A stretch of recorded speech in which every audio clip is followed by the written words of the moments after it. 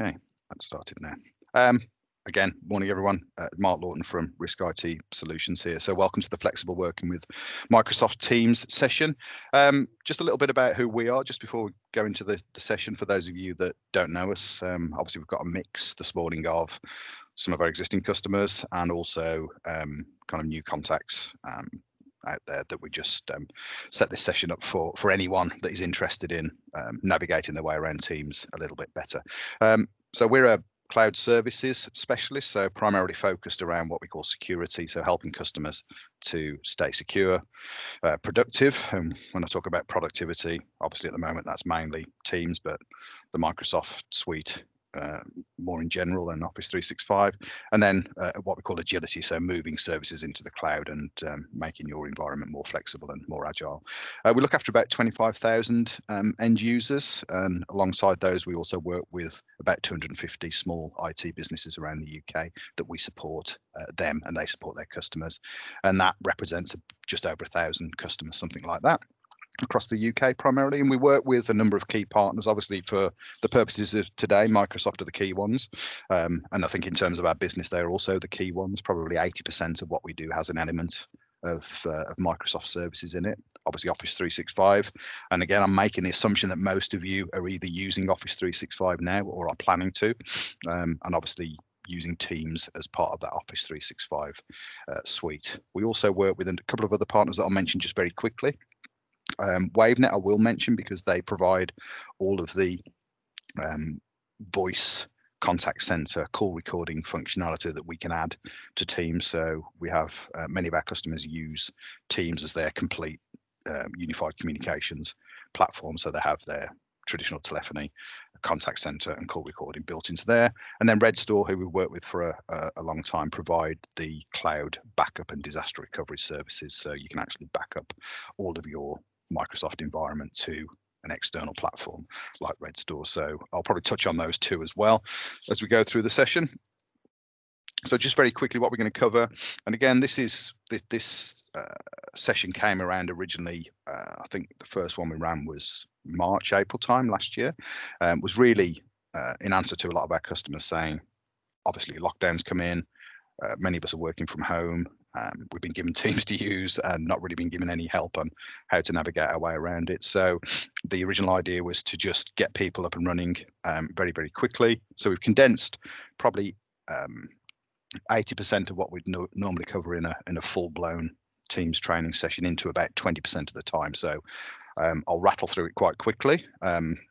So apologies for that, but we will try and cover as much as we can in the hour and 15 minutes or so that we've got this morning. For those of you that need to drop off early, then we obviously the call is being recorded, so you will get a copy of that as we follow up. So yeah, focused around Teams, what it is, some important concepts, how to navigate your way around Teams, how to work on files collaboratively together, and then in the second half we'll cover more of the interactive side of Teams, so more around chats, calls, and managing meetings, and then assuming we've got time at the end, just talk a little bit about some of the futures that are coming down the line from Microsoft. Looking back, and again we decided early on in 2021 to start running these again because obviously we're now in lockdown again, but looking back to the beginning of 2020, these are some snapshots of some of the Teams marketing material that we saw back, even before anybody had heard of COVID. So back in February, Microsoft were putting a lot of focus, a lot of effort into pushing Teams out to its customer base, both business and consumer base as well. And then as obviously the lockdown kicked in, we started seeing a lot of stuff in the press around home working, flexible working, the fact that the pandemic was forcing people to work remotely, and what tools do people have to manage those remote teams and to be able to work remotely. And kind of fast forwarding a little bit to May, started to ask the questions around, will we ever go back to the office? And that's not a question I'm going to answer this morning, but I think from our point of view in Risk, then I think the answer is yes and no, and I think that's probably the same for most people. I think what the pandemic has shown us is that for most people, they can do most of their job remotely. They don't have to be sitting in the office. Clearly, we miss some of that interaction with people, and some things are better done face to face. But in general, I think we'll end up with a mix of home workers full time, office workers full time, and the majority of us will be somewhere between the two.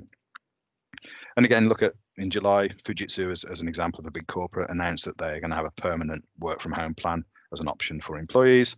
And then just not wishing to sell Microsoft or Teams, back in, this was November. So October, November time, Microsoft actually went past their key measure, which is daily active users of Teams, up to 115 million. Just to put that in context, this time last year, that was about just over 20 million. So whatever that is in percentage, 5 times the amount of users in the space of 12 months. So, massive increase in Teams usage for obvious reasons. Obviously, Microsoft predicted that there would be a massive increase in Teams before the pandemic. It's just really accelerated and crunched that down. And a lot of our customers say, well, okay, we're already using these other tools. So there's one there, which is Zoom. If you don't recognize it, that's one of the original cabinet meetings, I think, from back in March, with Boris trying to center his camera there on the top left. Then there's more traditional remote meeting tools like Cisco WebEx as an example. So we obviously got customers already using both of these, and I think the answer to why Teams, and there's a little screenshot of the new Teams large gallery experience where you've got effectively 7x7 live video feeds, and I think it's because Teams is more than just a meeting solution. And I think for most of us, as I say, assuming that you're already using 365 and therefore you've got Teams either as part of that package or you bolted it on for free, it's there to use and take advantage of. So why not, I think, is the answer. And everything's in one place. Teams does much more than online meetings, as I say, and I'll cover that in more detail. It's constantly evolving. Again, we'll cover some of the things that Microsoft have delivered in 2020 that have helped Teams get better. And then the key thing for me, it's part of Microsoft 365. So if you're already using that, you've already got your single identity, it's secured. So all of that security, retention policy, document management, look and feel that you've got in Office 365 is there embedded within Teams. And just to build on that, again, stating the obvious, it's part of Office 365. So look at SharePoint, look at Publisher, Forms, Power BI, Skype for Business, which has obviously now been replaced by Teams, Exchange, Tasks. It's another tool as part of Office 365. But I think if you look at the way that Microsoft are trying to take Teams, it's going to be much more than just a component of Office 365. It will be the one place that you can go to get work done. And again, I'll kind of expand on that a little bit. So if you look at where Teams is now, it is a portal into 365, and it pulls in some of the existing traditional services. So if you look at the top there, SharePoint, OneDrive for Business. So Teams doesn't have its own file sharing platform. It leans on SharePoint and OneDrive for Business, if that makes sense. It's a core part of Teams. Likewise, the voice, video, meetings and chat functionality that was in Skype has been brought into Teams and made a heck of a lot better. Some elements of Outlook. So obviously you've got your calendar as part of Teams now. There are some limitations around what you can do compared to Outlook, especially in terms of multiple calendars.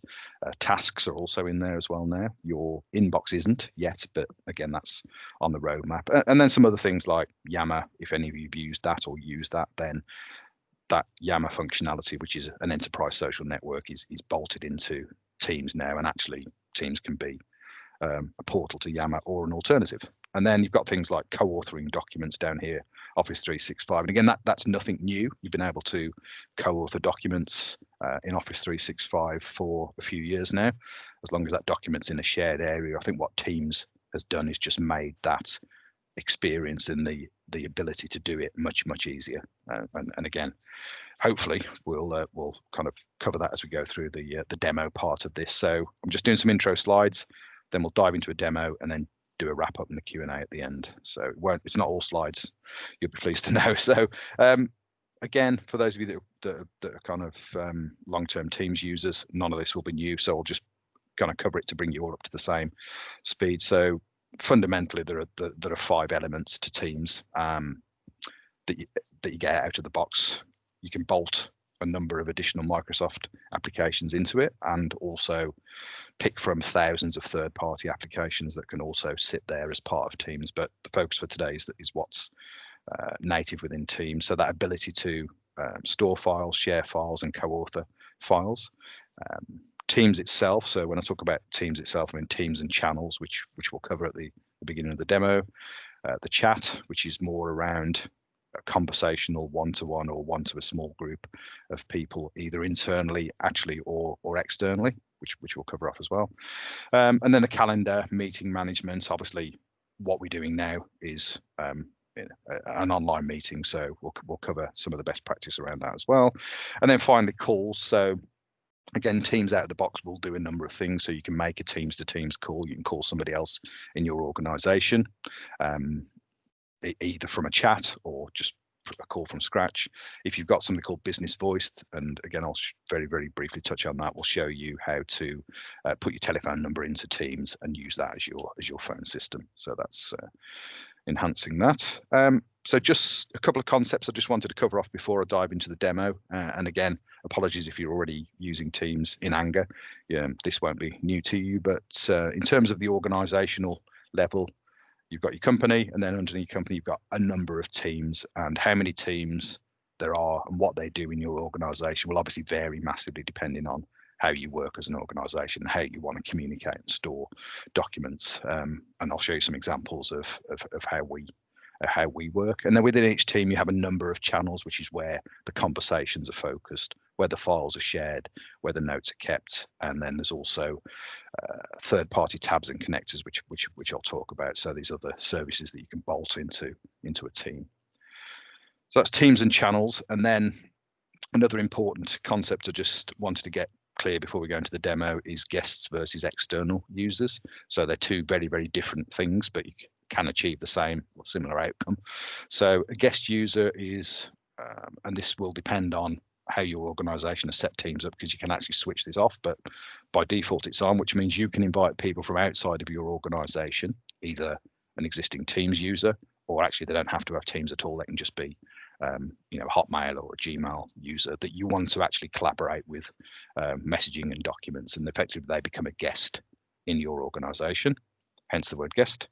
External users are slightly different. So this allows you to communicate with people outside of your organization that also use Teams, actually, or Skype for Business, but it obviously works better with Teams. So they keep their own individual identity, but you can chat to them, see their status, call them, have a meeting with them, etc. And again, we'll cover that during the session. So they're what's called external users. And just to emphasize what that looks like, I mean, one of the key benefits of using Teams compared to, especially as you're not sitting generally together in the office anymore for most organizations, is the present status. So the ability to see whether people are online, whether they're free, whether or not they're in a call, in a meeting, etc., etc. So that's what we call present. So there's a couple of ways that you'll see that. So within your organization, you can obviously see a lot of detail about an individual, and that's one of our sales guys, Andy, with his children and his nice hat on there. But so you can see his picture, you can see some information about him, you can see he's in a call, and you can see the internal information that you would do. But also for people outside of your organization, for example, I'm going to pick on Dom here, who happens to be a customer of ours. Obviously, again, you can see some of his information. So I can see he's busy. I can't see he's in a call. It doesn't give me that level of detail, but it gives me his address. I can message him, I can call him, and I can have a video chat with him. So very, very similar amount of information you can get internally and externally, and that is a huge, particularly the external user side is a big part of Teams that most people don't take advantage of. But it's especially if you're dealing with organizations day to day, like we deal with Microsoft, then that ability to be able to message people ad hoc very quickly and get a response is massive. Okay, so I will take a breath there while I just bring up the demo. So unless you interrupt me, Sean, Kirsty, I'll assume that everybody's okay. All good. Okay. So let me just pull my Teams. Okay. There we go. Okay, so we're there. So this is actually using our demonstration system in Teams. So I've got a user up here, Risk Mail Services. If I click on the icon there, you'll see it's me, Mark Lawton. So a couple of things before we go into the Teams structure itself in terms of what this bit does here. So obviously status, particularly regarding presence, is really important. So what Teams will do is it will actually automatically set your status depending on what you're doing. So if you've got a calendar appointment where you're busy, it'll set you to in a meeting internally. If you're on a call, like you guys are now, generally it will say that you're in a call. Obviously, it knows I'm presenting my screen in a Teams meeting, so it will automatically set me to presenting, which is actually a do not disturb status. So hopefully I'll just make that a little bit bigger. You can see that it's got a little dash through it. So that's a do not disturb status there. So that will stop me getting notifications and, more importantly, stop me getting calls coming through. If I'm actually obviously need to focus and concentrate on that, I can manually override my status. So if I'm available but want to set myself to do not disturb manually for a little while, you can click that there. You can also set the duration so it automatically comes off. But generally, you just leave Teams to manage that process for you. So the other bit that's important is this little search bar up here. So again, most people don't take advantage of this. So if you think of this as the Google search or Bing search, whatever your flavor is, of Teams, then this goes back to the importance of or the benefits of bringing your documents into the Teams structure, because once they're in that sort of Teams structure, then you can search on them from here. So if I, for example, pick a word, let's pick Microsoft. So you see there quickly pulls up any meetings that contain the word Microsoft that I've been involved in. Will also give me any team names that involve Microsoft or any channels within that Teams, and also a quick summary of some of the files. If I press enter there, then on the left hand side you'll see now it pulls up any message that contains the word Microsoft. So that could be somebody's a channel post, or it could be a one-to-one chat here. So I can go through and pull these messages up and go directly to them. Obviously, there won't be any people with the name Microsoft in, but if you look at files there again, it will search and pull up all of the files that are named Microsoft or contain the word Microsoft. Again, you can kind of go through that. So it gives you a view into every document that you have access to. If I type Andrew here, again, you'll see it makes a bit more sense there. You look at people, obviously any people in your organization that contain the word AND. You've also got some quick access tools here. So if you type / then there's a number of quick commands here. So you can do things like call Andy. I'm not going to click that because it'll put you on pause, but you get the idea. So once you get used to using Teams in anger, then you can actually do some quite clever shortcuts. So that's a little bit of a navigation around the sort of Teams app itself. Let me just go back to there for a second. I will come back to the settings part here because this is quite important, especially when we're looking at calls.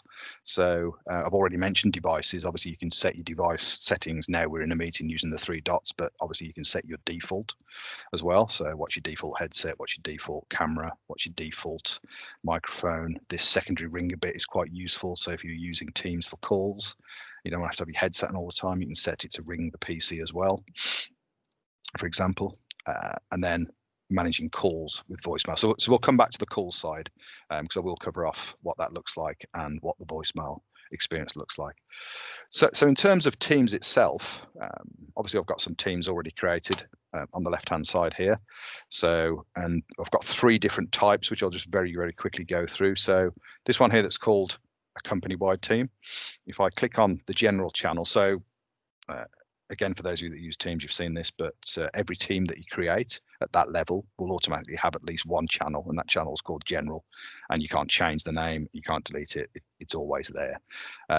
Obviously, as you develop that, you'll add more and more channels where you can focus the conversation. So for my company-wide team here, I've got obviously things like strategy, meetings, I've also got well-being section here.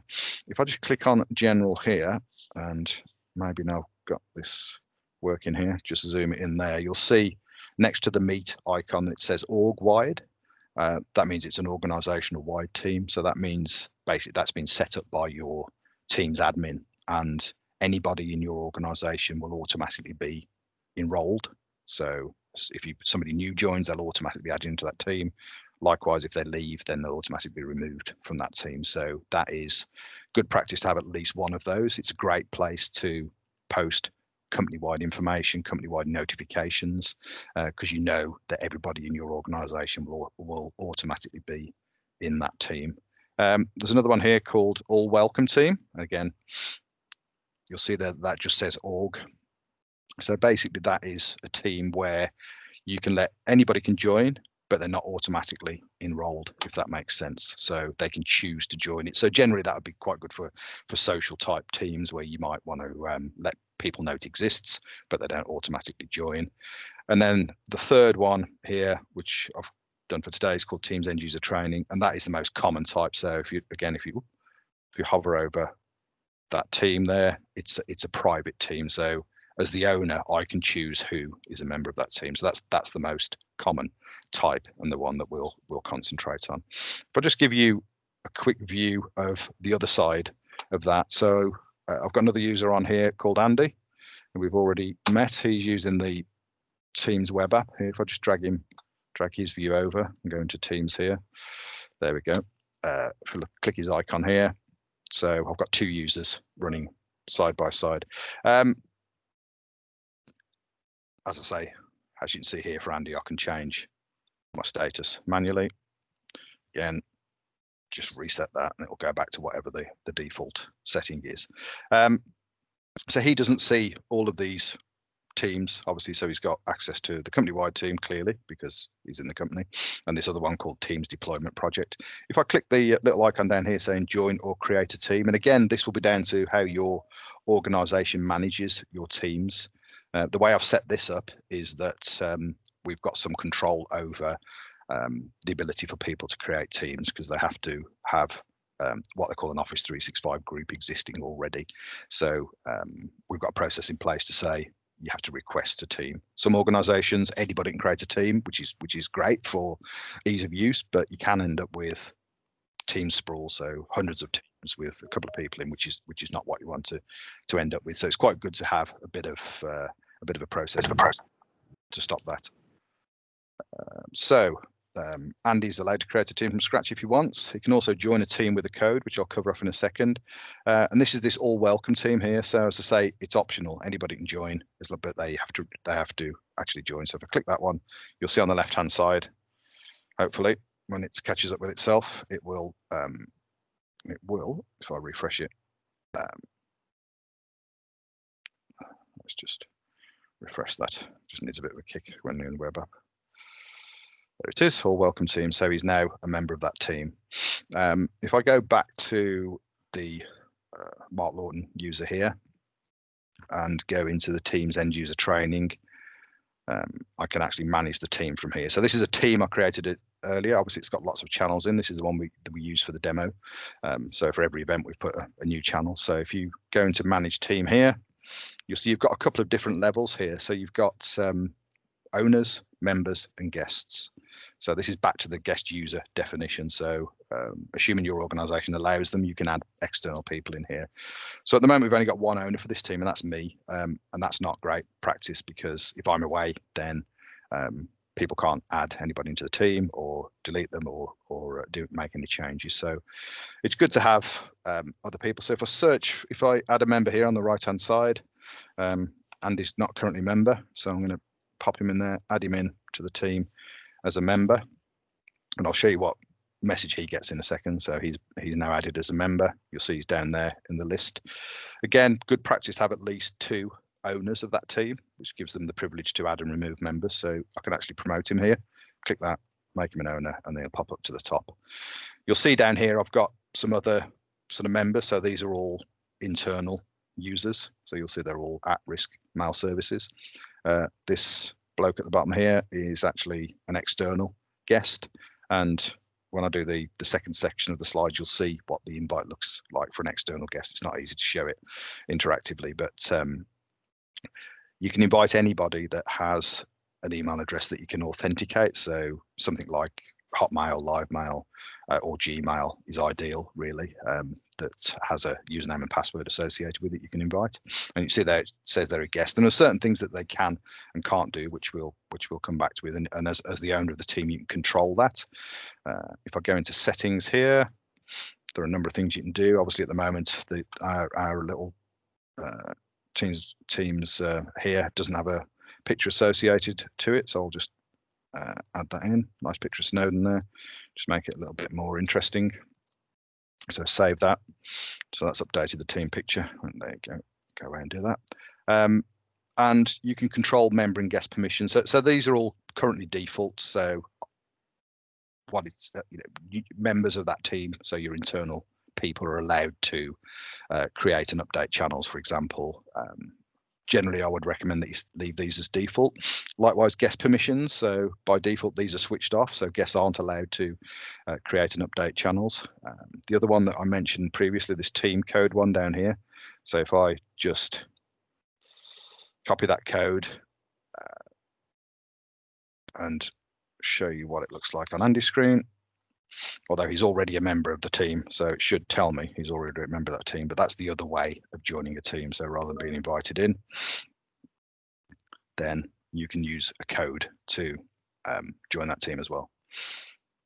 Okay, so right, that's enough about Teams setup. So I'm just going to create a new channel here for today's session. So click the three dots here, add a channel, call it flexible. Ooh, if I can actually spell flexible. Yeah, dear. Working 19th of Jan 2021. Channel for more content. And again, you've got a couple of options here. When you create a new channel, you can either make it standard, which means that anybody that's a member of the team automatically gets access to it, or if you want to actually impose a bit more security there, you can actually subdivide it and make it a private channel here, which I'll do both and just show you what that looks like. So that's gone off to create a channel. So it's done a number of things. It's obviously created a new channel there. It's created a space on SharePoint to store the files for that channel. It's added a little tab here for a wiki, which just allows you to create notes and take notes and keep up with things. And you can also add some other tabs on here as well. So just very quickly show you what a private channel looks like. So just add this channel here. Should have created these earlier, shouldn't I? Flexible working, private. I think it makes sense. Okay. So again, if I drop that down, say it's a private channel, click next, you'll see it gives you another step here, which is tell me who you want in this channel. So obviously they need to be a member of the team at the top. So I'm going to make Andy a member of that team. I'm going to make Matt a member of that channel, sorry, and I'm going to make Bruce a member of that channel. Okay, so just let that go off there. And again, you'll see it's got a little lock against it, so you know there that that's a subset of users with permission. So if I look at this brand new channel here, as I say, there's no conversations, nothing's been posted yet. So I'm just going to start off and create a brand new post here just to show you what that does. Click the new post, you can basically do a quick message, or if you click the format button here, you can make it a little bit more structured, a bit more like an email. So let's call this training material. Here is the script.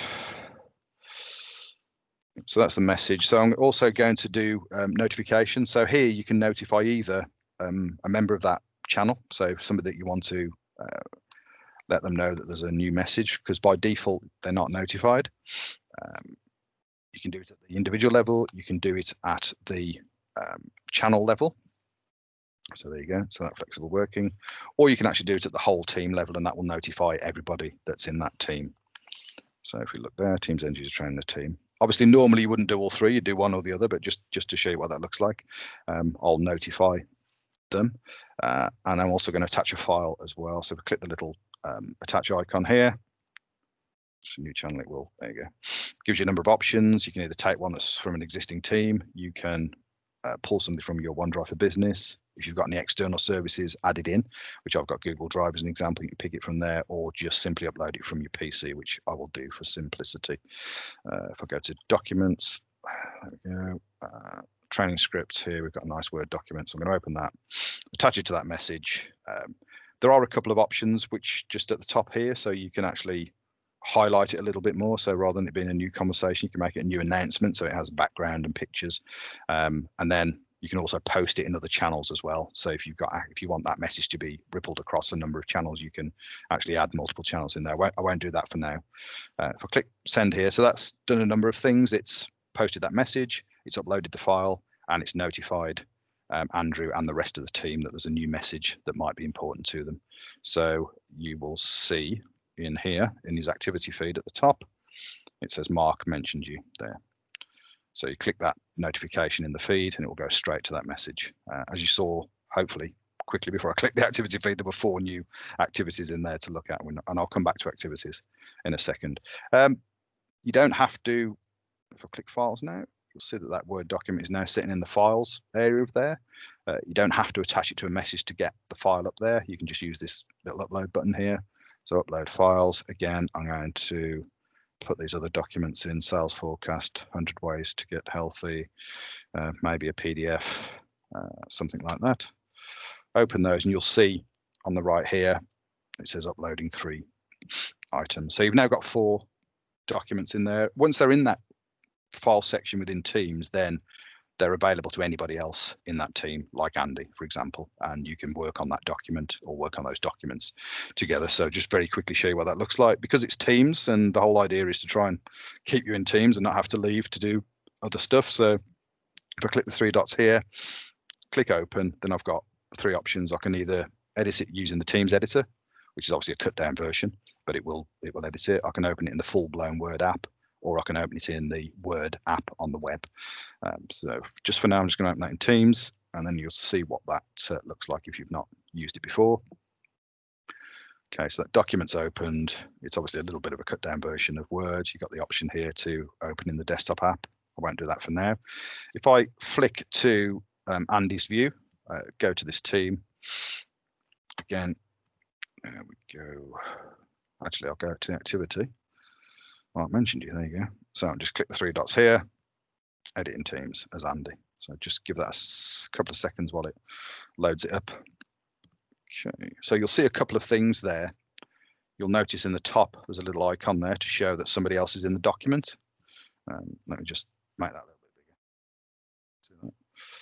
There you go. So you can hover over that and you can see that Mark Lawton is in the document and he's on page 1 and he's there. So if I, as Andy, go down and maybe a couple of pages down and start editing.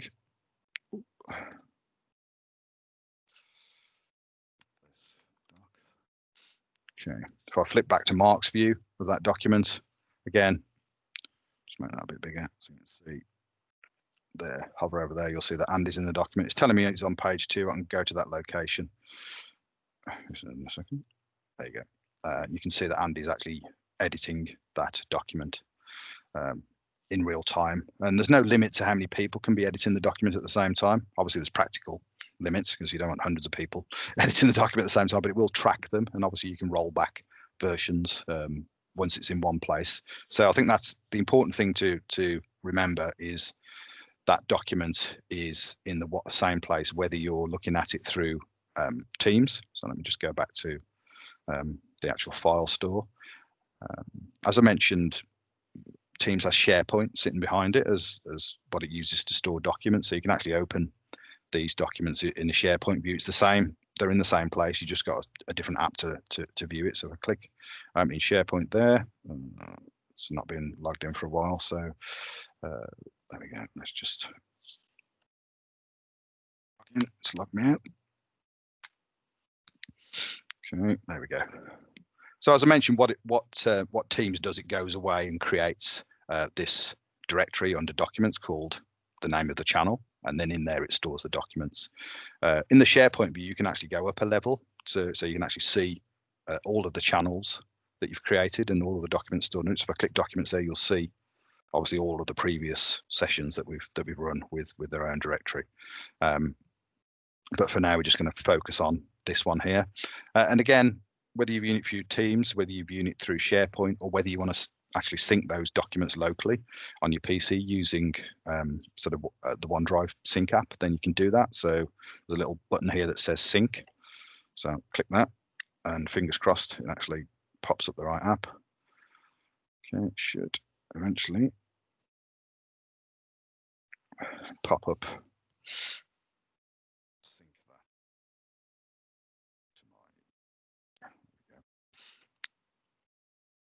Refresh that one.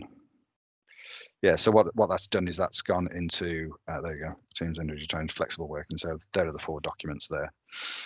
It's trouble when you've got lots of other previous ones on there, but yeah, so you'll see there that the directory is stored under my company name, Riskmail Services, and then the directory of the channel there with all of the documents inside it. So you've got the 4 documents there that were uploaded a couple of minutes ago.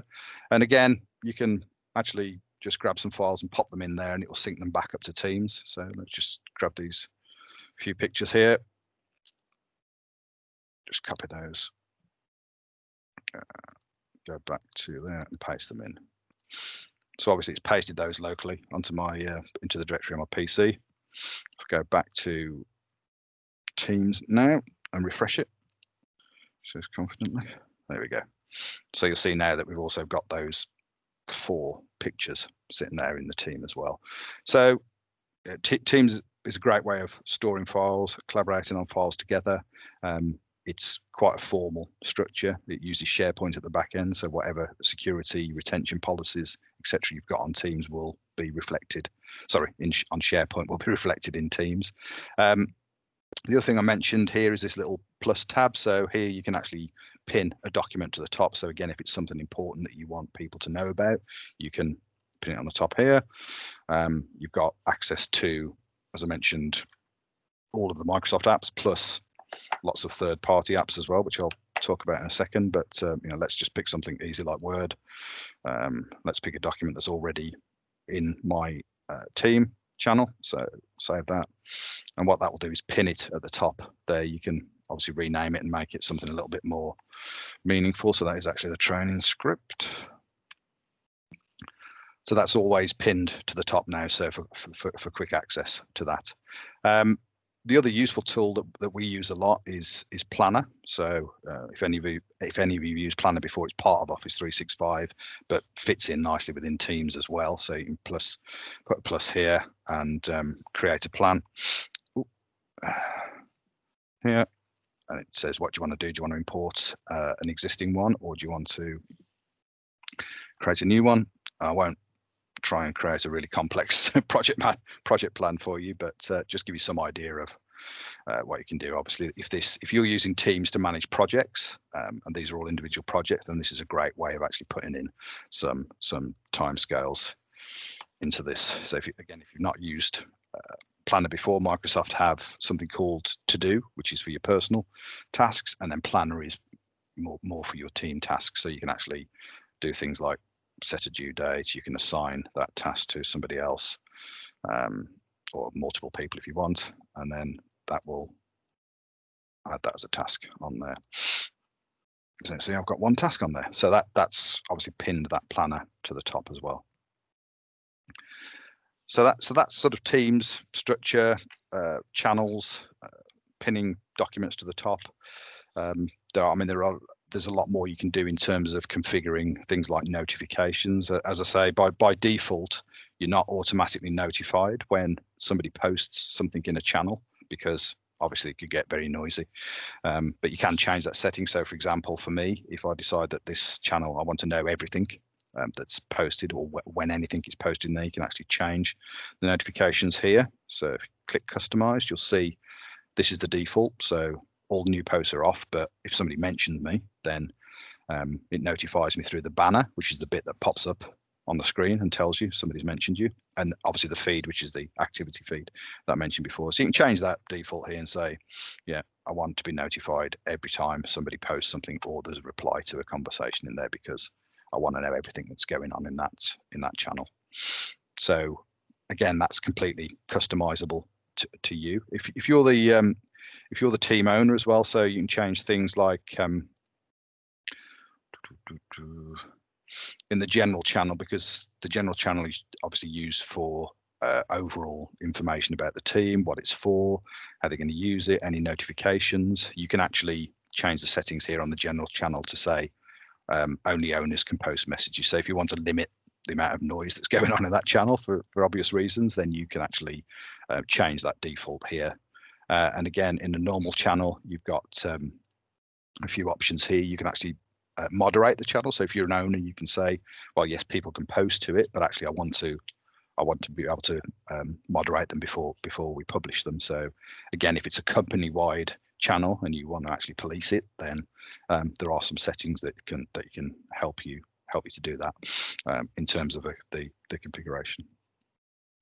So that's probably for now all I wanted to do in terms of teams and channels.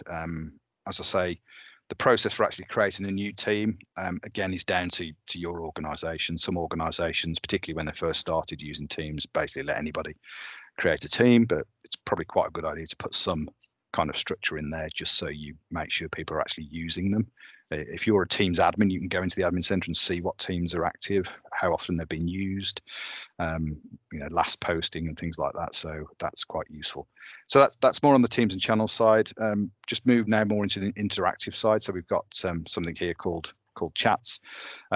This is what Microsoft call persistent chat. So obviously by the name persistent, it means it keeps everything. You'll see there that we've got a chat going on in the meeting today. So what it will do is it will keep a record of all my one-to-one, one-to-many chats. It will also keep any Teams meeting chats that have been going on all the way back to, well, pretty much day one when I started to use Teams. You'll see goes back quite a long way here. And there are a number of ways of kicking off a chat. You've got a contact list, which you may or may not have, depending on how you structure it. Some of those contacts will come across from Outlook, depending on how they're structured, and there's a little bit of a best practice around that. Or you can create contacts and add contacts. So obviously I've got groups of contacts here.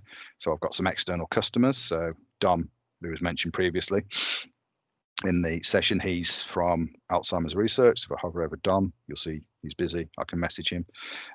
Internal, again, Andy's currently away because I've not touched his screen for a while, so it actually gives you quite a lot of detail here. So it tells me he was active 8 minutes ago, so he's obviously offline at the moment or inactive. And then look at somebody like Louise. She's not been online since April, so you can get quite a lot of detail there. So you can either start a conversation with a contact here by clicking Andy, and then what it will do is pull up all of your previous chat history, so you can see we've obviously been having chat conversations on and off for a while.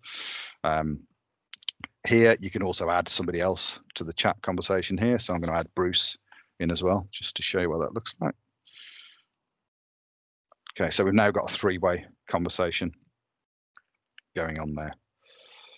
So if I go back to the chat window, then obviously what I've done here is pinned some of the conversations. So if it's somebody that you speak to a lot, or let's say a multi-party conversation, for some reason it's telling me that administrator has disabled multi-party chat. So that might be some of the settings that we've been playing with at the back end. So I'll carry on anyway, but just show you, if I start a conversation from scratch, they don't have to be in your contact list. If it's somebody internally, you can just start typing their name here and then start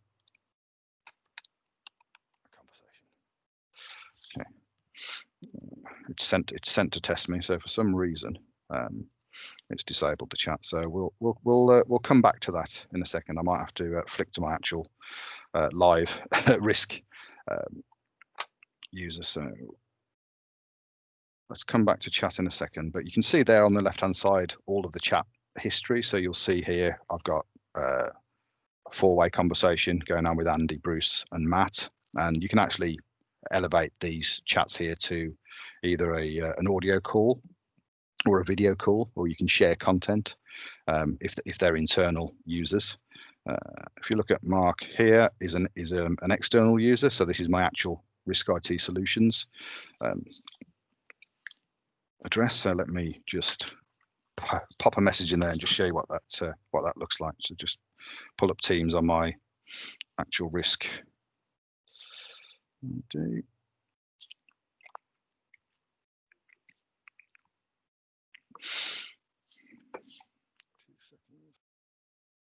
It makes more sense to use Andy's actually. Then I can show you what the call looks like when it comes in without cutting you off. So there we go. So Andy's also got Market Risk IT Solutions on there. So if I just pop a message in there, you'll see that pop up there. Hi. Obviously, I can respond. I can call. So if Mark calls me externally, you'll see it'll pop up on the right hand side of the screen to say you've got an incoming call. So a couple of things about that. That's a Teams call, and you can tell that because it's got the name of the person calling you, and also it's got the option to take that as a video call. Obviously, if it was a normal inbound telephony call, you wouldn't get that additional option to be able to call on video. So obviously, likewise, I can call Mark back on here, and it will start ringing on my Teams app on the phone. So it's telling me Andrew Owens is calling in. So you can start off with a chat and then elevate that to a call. And if it's internal, assuming that the admin hasn't switched off your multi-party chat, you can obviously have a chat conversation with multiple people internally. What you can also do, which is very, very similar to the actual Teams process itself, is just pick on Louise. Yeah, for some reason I think it's Andrew that's been blocked from sharing documents. So let me. I know Louise is offline at the moment, so she's obviously not going to get that conversation. But if it's an internal one-to-one chat or an internal one-to-many chat, then you can actually share documents. So let's see whether I can add Matt in here or whether it's going to throw a wobble again. No, that's fine. I think it's just Andy that's been blocked for some reason. So we've got three-way conversation going on here, and as I say, the ad hoc chats, you can also add files into and start collaborating on files together. So again, I could do exactly the same here, upload this Word document into the chat. It already exists because I've uploaded it previously, but I'm just going to upload it again anyway. And once that's uploaded, just press send, and that'll make that document then available to those other two users. What that actually does, or what Teams actually does, is it stores that in your OneDrive for Business. So slightly different to how the Teams and channels store it. It will actually store it in your OneDrive for Business. So if I just very quickly show you what that looks like, RiskMail services, there's a directory. If you look in your local PC under OneDrive for Business, then there's a directory called Microsoft Teams chat files. So you'll see in there, these are all the files that I've actually shared with people previously. So go to details of the latest date. Let's expand that so you can actually see it there. You'll see that's the document that I've just uploaded at 10:54. So what that does, it actually, again, Teams handles all of the permission setting for you. So it will actually, details pane, there we go. So it will actually allow both Matt and Louise access to that file so they can work on it together. So chat is great for those sort of ad hoc conversations, those ad hoc document collaboration. If you're preparing a proposal or working on a document together, you don't want to have to go through the more formal adding it to a channel. That way you can just collaborate on it together. When it's finalized, then by all means upload it to a team and a channel. So chat is hugely powerful and very, very similar. And actually a lot of the functionality is the same. It's just a slightly different view of it is the calls tab here. So again, if I click on calls and then go to contacts, you'll see all of those same contacts that I had in the chat tab. So, some of them are internal, some of them are external, but the contact list doesn't give me any way of segmenting them into different groups of users. But I can do, if I go into the speed dial, obviously this is geared up really for making calls either Teams to Teams or externally. So you'll see here you've got another couple of groups over and above what you have in chat. So you've got something called delegates, which, as the name explains, you can actually nominate people to be delegates for you, so then take calls on your behalf. You've also got this speed dial tab here. So if you're using a Teams device like a Teams handset, a traditional phone, then it will actually sync those speed dial tabs across, so you can actually get one click to call people. And again, you can sort of add these users on here by just clicking the three dots here. And again, those speed dial users can be internal or external. So there you go. So I've added Matt there, internal Matt, onto one of my speed dial. And then you'll see the groups of users that we had in chat under here. So customers, internal users, and then risk IT and other contacts. So as you'll see there, if we pick on Zoe, she's from Microsoft. If I hover over her status, you can see that she's on Do Not Disturb, and that's, you can see her email address and that she's external. So again, very, very similar to chat, but obviously geared more towards phone calls. And you'll see here, I've also got this dial pad here, which the majority of you won't have. So this is using something called Business Voice or Teams Link, which actually gives you a telephone number. So again, I'm just going to flick to Andy's and show you what that looks like. Otherwise, I'll put you all on pause again. So if I just go to the calls tab in Andy's view and just dial that number there. So if I just dial that phone number, give me a second. 02921 2105 6755. Okay.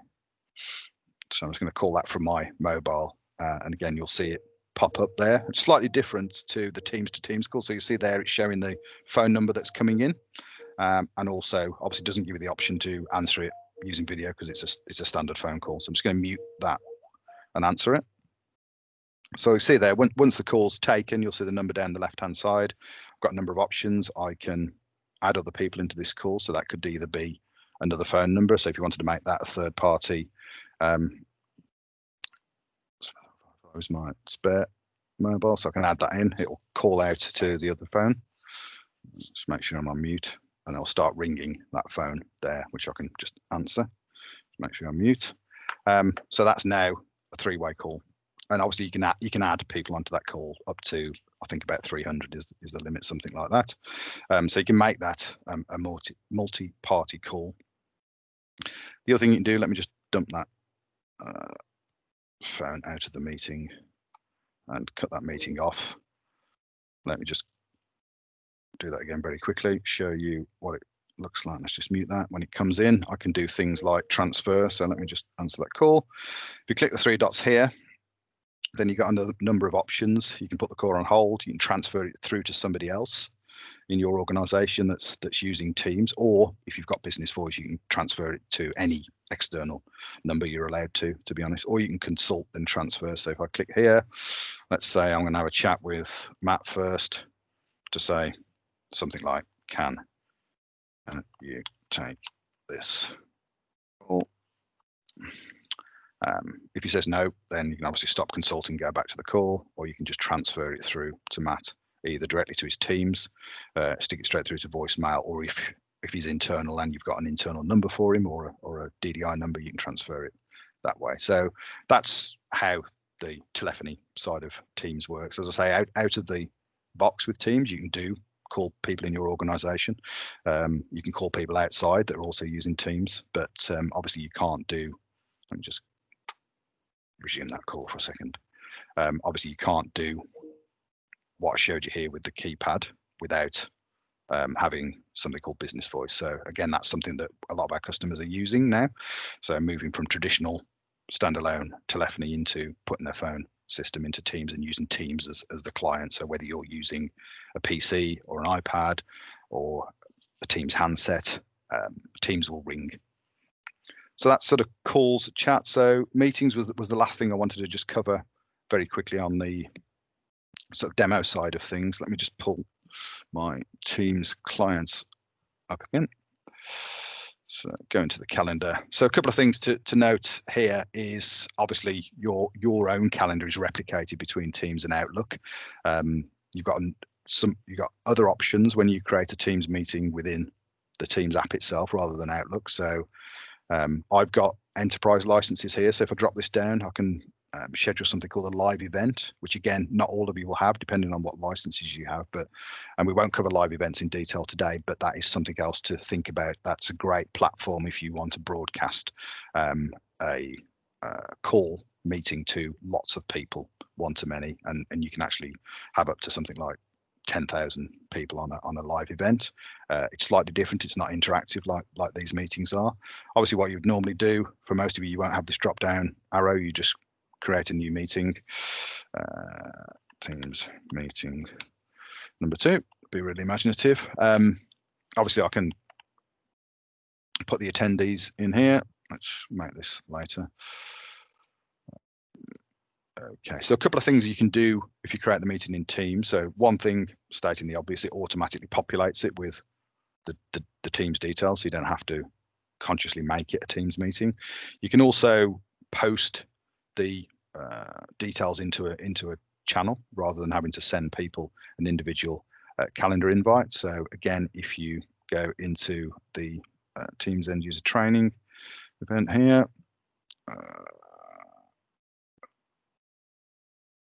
thank you, flexible working with Teams.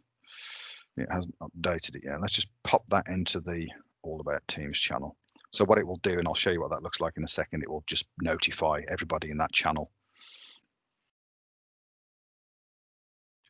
Okay, so let's just create that one, and then I'll show you what the equivalent looks like in Outlook. So if I just pull my Outlook across there, okay, you'll see that's already populated it into Outlook there as a Teams end user training meeting. So if I open that, just drag it across from the other screen, you'll see it's obviously populated with all of the detail in that meeting there. So there's a link to join.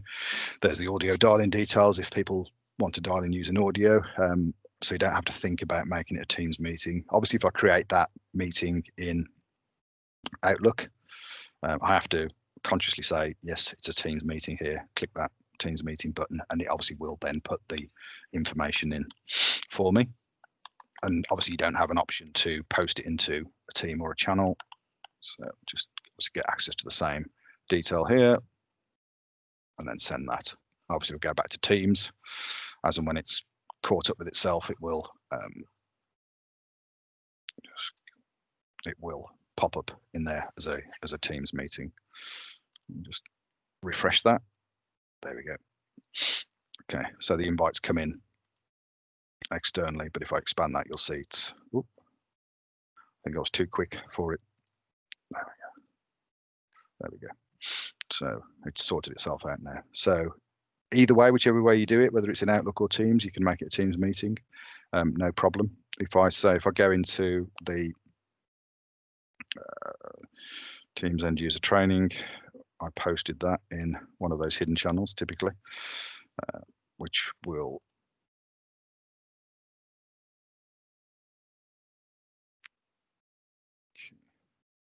would have made more sense to post it in the general channel, and then it would have been easier to find it. So let's just very, very quickly create another one. Then you can see what that looks like.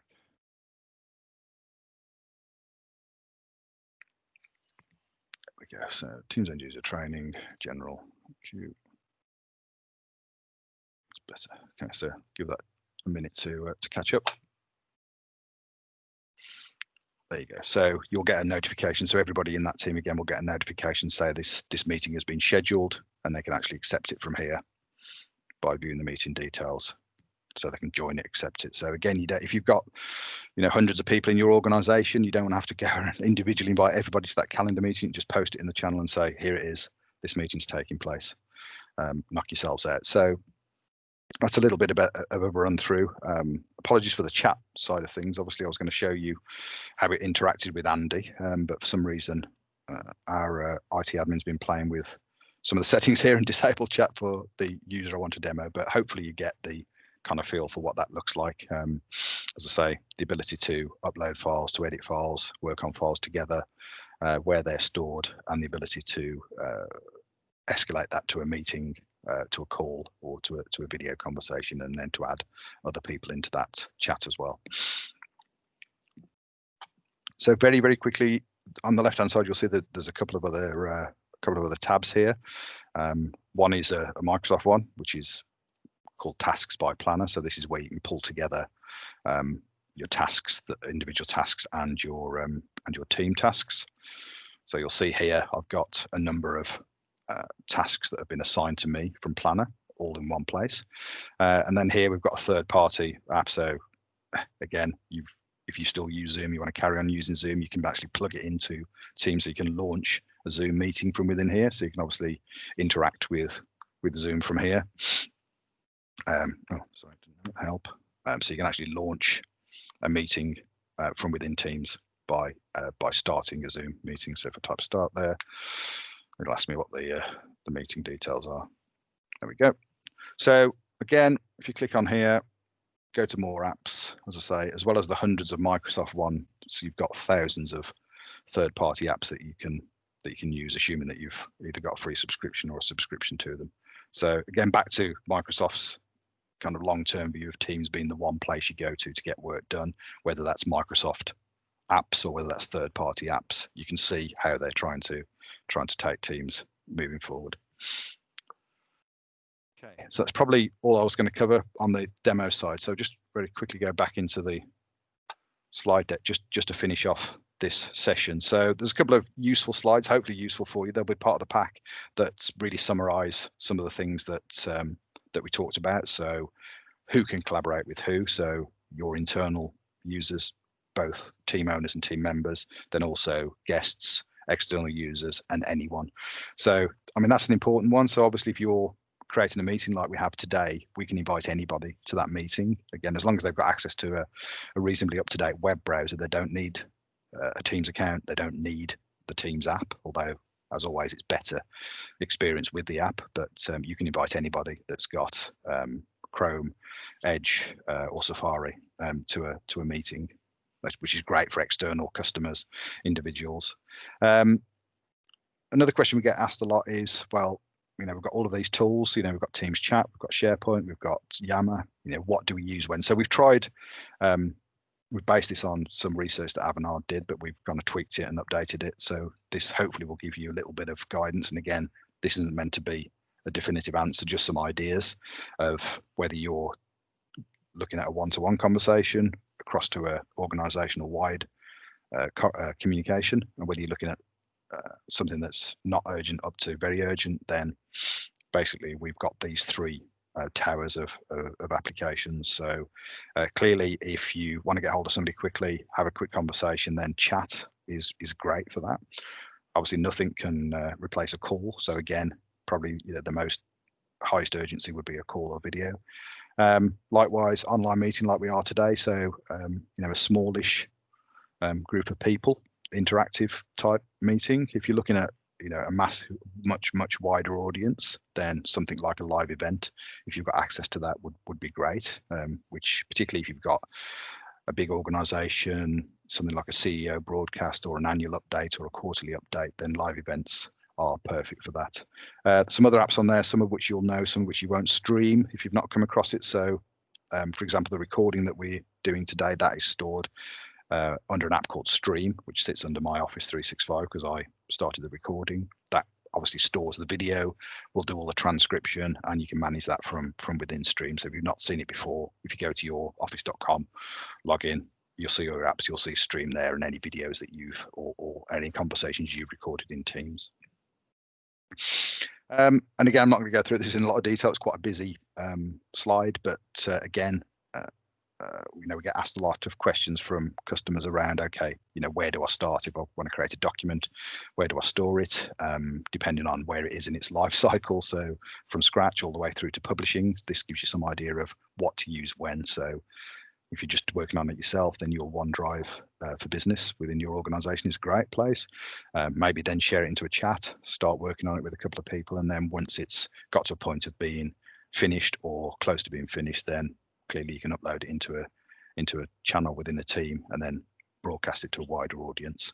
I mean, we still use SharePoint itself outside of Teams, and we use it more for static documents, so compliance documents, internal process documents that don't change very often because, as I say, it's static, it's secured, and it's very easy then to kind of keep those more static documents in SharePoint.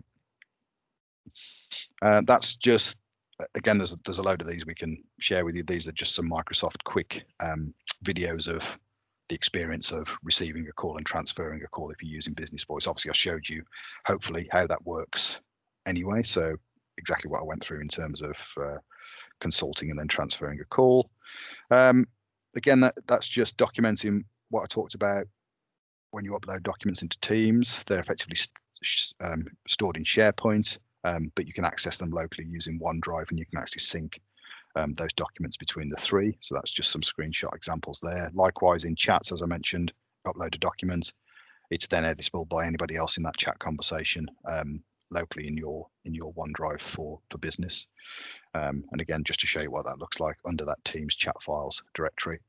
One other thing that Teams is good at is making the experience very similar depending on which platform you're using. So whether you use Windows or a Mac, or you're just using a web browser, or maybe an iPad or an Android device, then the experience is pretty similar in terms of what you can do.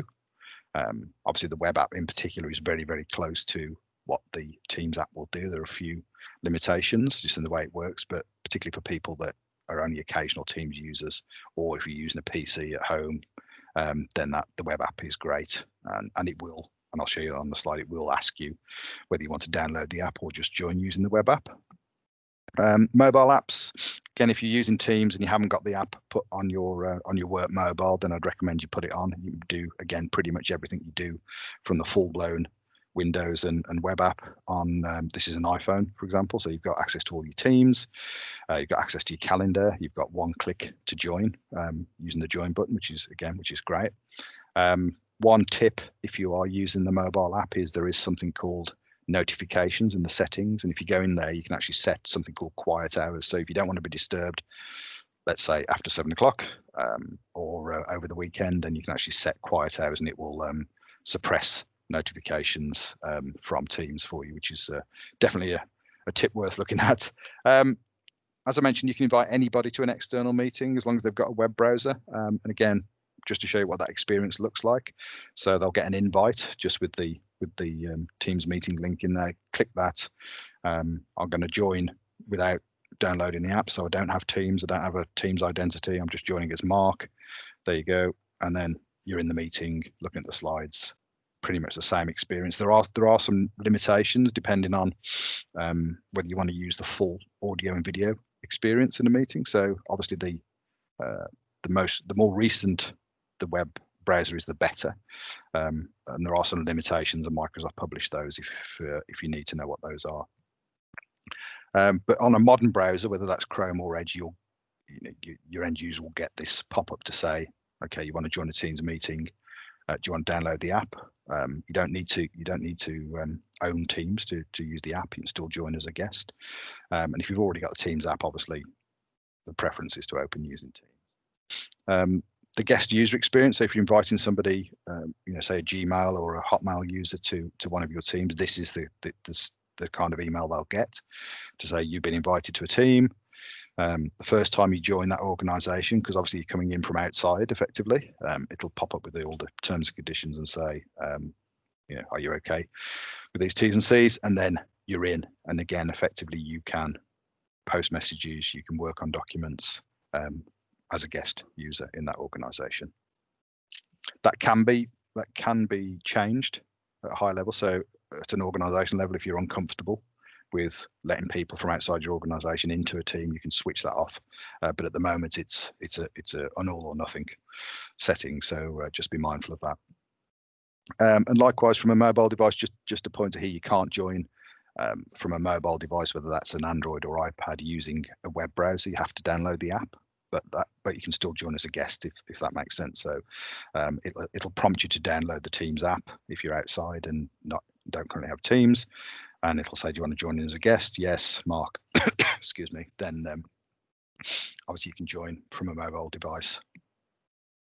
Just in terms of devices, so just give me a second. So as well as the ones I've mentioned, so web app, Windows, Mac, Android, iPad, then there are a whole selection of devices that are what Microsoft calls Teams certified.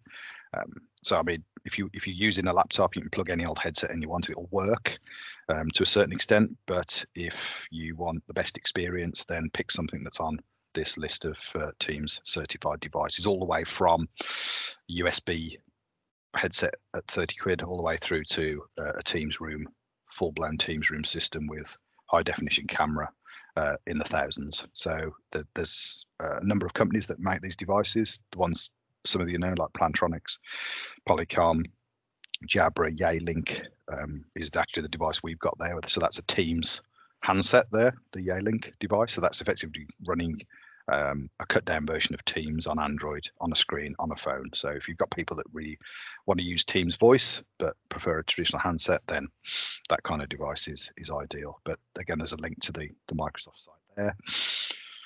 I will press, I'm conscious of time. And again, this is not me doing the sales pitch for Microsoft here. This is one of their slides, but just really in terms of the features that they've delivered to Teams throughout 2020. I think if you look at where they were in February in terms of their plans of what they were going to deliver in the next 3 years, they've probably crunched that down into 6 months. So some of the key things that people were asking for. So the obvious one, looking at that layout there, this time last year, Teams only allowed you to do 2x2 video on the screen, so you could see 4 people at any one time. Obviously that went to 3x3, so 9, and now it's 7x7, so 49.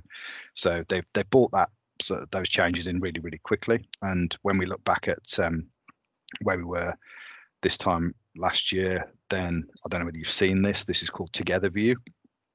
If you click the 3 dots, you've got an up-to-date version of the app, then it'll allow you to click Together View, and you can effectively see everybody that's on video in this kind of lecture theatre style layout, which is obviously designed for schools and universities, but is meant to be better for you if you're running a meeting with lots of people in it.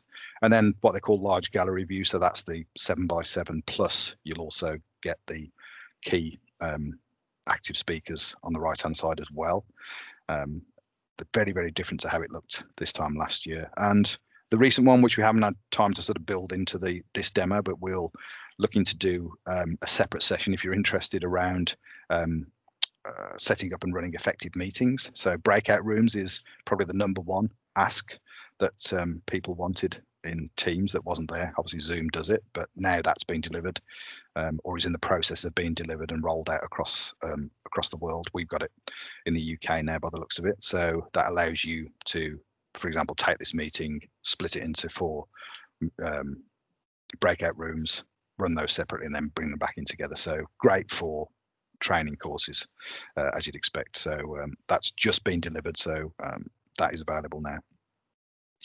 I mean, Microsoft themselves publish, just thinking about, the kind of more softer side of managing remote teams and you as individuals, working remotely, and some of the challenges that brings is, there's some good tips on the Microsoft site there, particularly around, using things like presence. So knowing where people are online, just pinging them a quick message if you just want a quick chat. So having that ability of not being completely blind to what, who's available, who's online, who you can chat with is hugely powerful. So there's lots of tips on there, which I'm not going to go through this morning, but that's a useful reference site as well. And then just really to summarize the changes that are brought into Teams since March 2020. So the start of the lockdown, the start of when we ran these sessions, these were the key developments that were on the pipeline. Obviously the ones that have been crossed through, the ones that have already been delivered. So there's still a few that would be useful to have. So pop out window, so you can have multiple chat conversations now. You can have multiple windows open at the same time, but you can't yet do that with calls or meetings. You can only have one active at the same time. The other one is offline support. Again, this is a big gap between Outlook and Teams. Obviously with Outlook, you can create emails, send emails, and then it'll sync up when you're connected. Teams won't do that. It's useless if it's not online. So there will be some offline support coming at some point in the future. There is a roadmap. Again, if you're interested in seeing what's coming down the line from Microsoft, this will give you the features that they've committed to deliver within a certain time. So normally within the next 6 to 12 months is on the Teams roadmap. But they've also got something called user voice, which is also something worth looking at. So again, if you're really interested in what's coming down the line, what people are asking for, then user voice is a great place to go for that as well. And you can actually vote up features, and then when it hits a certain level, Microsoft will kind of wake up and say, oh yeah, okay, we'll build that into our pipeline. So it does work. Okay, so we're getting to the end, you'll be pleased to know. So just to summarize, and again, I'm not going to go through this point by point, but I think the key thing, both now and probably more importantly going forward, if you're invested in the Microsoft ecosystem, so if you're using Office 365, then Teams will only get more important and more feature rich as they bring more stuff into it, and there's more and more focus on it.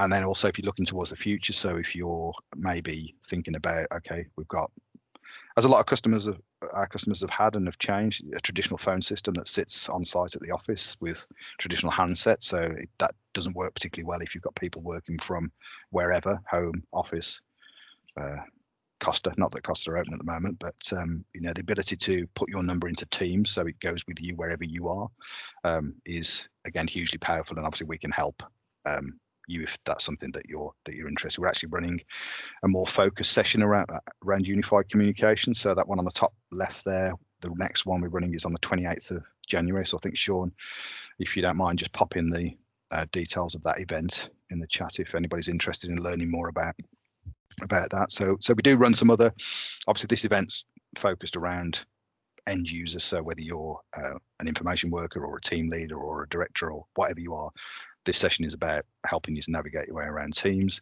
These are more around sort of technical and business decision makers. So, do we want to bring telephony into our Teams? Obviously, the securing Microsoft Teams one is all about making sure that Office 365 in general and Teams specifically is backed up and recoverable if something goes wrong. Touch wood, a malware attack or something like that. And then powering the modern workplace is more around some of the security that you can bring to your organization to make sure those workers that are working remotely are as secure as they can be. So covering things like two-factor authentication as an obvious example. So I would say keep an eye on our homepage there at risktSolutions.com. All the new events will be posted there as and when they're sort of ready, and we've got dates for them. As I say, the one that we've got currently is the Unifying Comms one on the 28th. So Sean will let you know about that one. And just, again, in terms of how we can help you, if it's something that you want to develop with your sort of Teams rollout, whether that's you're taking your first steps around what should our team structure look like, who should access what, then we can help there, whether that's security and retention policies, whether it's end user adoption is a big area. How do we make sure all of our users are embracing it and are trained? Then we've got a couple of things we can do. So we've got Teams Fast Track, which is all about helping you as an organization get set up. And then we also have a more in-depth, more tailored version of this session that I'm running now called Quick Start, which we can tailor to your organization and help you to train your end users. So there's plenty of stuff in there we can do to help. In addition, again, we'll mention this in the Unifying Comms event, but we offer, along with Microsoft, a 30-day free trial of Business Voice for up to 25 people. So again, if that's something you think be quite useful to try, that telephony functionality within Teams, then we can set that up for you for 30 days for free, thanks to Microsoft giving the licenses for free. So plenty there. And then just a final bit, and again, Sean will share all of this information with us. There's a ton of information around Teams. Obviously, what we've tried to do here is collapse it down into the most useful bits. And with that in mind, just in terms of access to training, just one final tip here, which I don't want to forget to do, is if you've not seen it already in the Teams app, there's a little button down here that says help. If you click that and click training, hopefully, there we go. It will actually pull up what are effectively short, snappy videos on different subjects. So effectively, they effectively follow the format I've been through today. So we'll, what is Teams? How do you create a team? How do you upload a file? How do you work with posts and messages? How do you manage chats and calls, meetings? Also cover the live events. So if there's something you're particularly interested in or something I've covered today that you might need a reminder of, then this is a great place to go for really short, sharp, snappy training videos. And you can actually link to them as well under office.com/training, which is the Microsoft Office 365 Training Hub, office.com/training, and then under there click Teams, and it'll effectively take you to the same place, although it's a slightly different format, but it's got the same content. But yeah, just go into Help and click Training. I think that is probably enough of me talking. I'll draw a breath there. We've got a question, if that's okay. It's one from earlier on. So someone's asked, is there a way that creating an org-wide team does not add system accounts? So can you restrict to an OU from AD? That is a very good question. I think the answer is yes and no. So I think no, not a standard. I think yes, there is a way of doing it behind the scenes with PowerShell script, but I will need to get one of our tech guys to answer that probably, if that's okay. Yeah, the question is, yeah, that organization-wide team basically pulls in everybody, including non-people. That's not correct grammar, is it, Kirsty? Non-people. Users that aren't people, if that makes sense. So yes, so the question is about, can you restrict it just to actual people, which obviously would make a lot of sense. Short answer is not a standard, because if you look, if I showed you the members of our organization-wide team, you'll see there's all sorts of things in there. But let me get back to you on that one. I'm pretty sure there is a way of doing it, but probably requires a bit of manual configuration work to do that. Thank you. Was that the only one? That's the only one, yeah. Managed to answer the others as you went through. There's a bit of pinging going on. So let me just actually, if I just stop the recording now. We go. So